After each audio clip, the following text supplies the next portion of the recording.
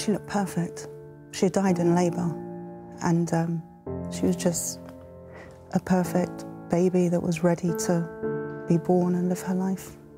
He was 7 pounds 1, and he had jet black hair and rosebud kissable lips, a button nose, perfect fingers. I just remember what was going through my mind was like, oh, this is a mistake, she's going to wake up in a minute. I was just staring at her, like, in my mind, like, begging her to. Every day in the UK, 9 babies are stillborn. We've brought together 9 mothers who left hospital not with a baby, but with a photograph, a hand or footprint, and some precious memories. The results of our survey about coping with stillbirth struck a chord with them all. Our poll found 9 in 10 women had felt lonely or isolated after their loss. While many were supported by friends and family, 7 in 10 said some relationships were negatively affected. Nearly half of those said loved ones didn't even contact them.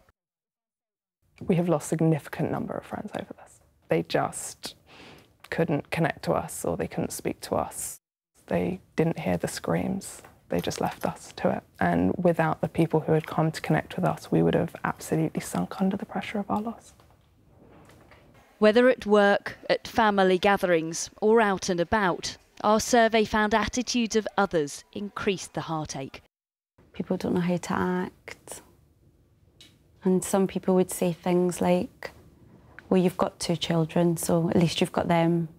People said to me, oh, well, don't worry, you can have another baby. Well, firstly, that wouldn't have brought Alexandra back. And secondly, how do they know that? We had to have IVF to conceive her.